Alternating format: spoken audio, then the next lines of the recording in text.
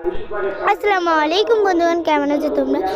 আমি বসে বসে বসে ভাবছিলাম, বলি যে ওইদিকে যাবো একটু ঘুরতে, যত বা মিলাদ, তো ঘুরতে যাব।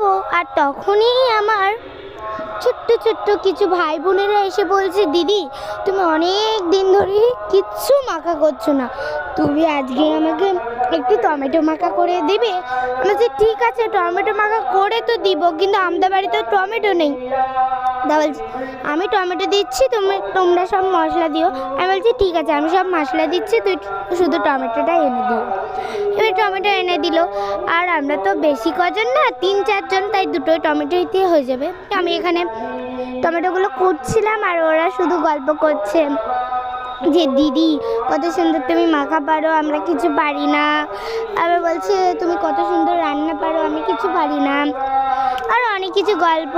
আবার বলে দিদি তুমি আগেকার মতন আমার সাথে খেলা করো না। তো প্রথমে আমি অ্যাড করে দিলাম, এখানে কাটাকুটির পরে প্রথমে অ্যাড করে দিলাম শুকনো লঙ্কার গুঁড়ো। ওরা যত বা বেশি ঝাল খেতে পারে না, তো অল্পই দিলাম, একটাই।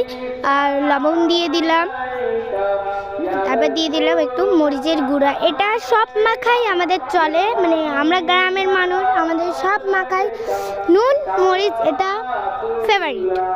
তবে ওটা দেওয়ার পর আমি দিয়ে দিলাম এখানে লেবুর পাতা। লেবুর পাতার একটা সেন আলাদা, আবার লেবুর পাতা দিলে টক টক ভাব আসে, টেস্টি লাগে। আমি এখানে ভালো করে মেখে নিচ্ছি।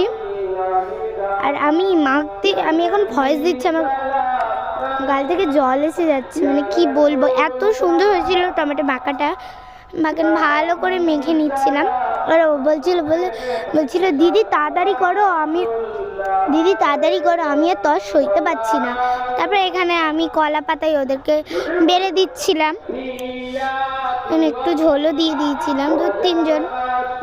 এবার ওদেরকে আমি বলি ভিডিওয় আয়, তো বলে না আমি ভিডিওয় যাবো না, আমার ভিডিওয় যেতে খুব লজ্জা লাগে। এরকম করে বলছিল। ওদের গল্প শুনতে শুনতে আমার মাখাটাও তৈরি হয়ে গেছে। তো আমি এখন খেয়ে রিভিউ দেবো। এই যে মাখাটা কমপ্লিট হয়ে গেছে, চলো আমি এখন খেয়ে। দারুণ হয়েছিল, মানে আমার এখন জিভ থেকে জল বেরিয়ে হচ্ছে, এত সুন্দর হয়েছিল। বাই, আল্লাহ হাফেজ।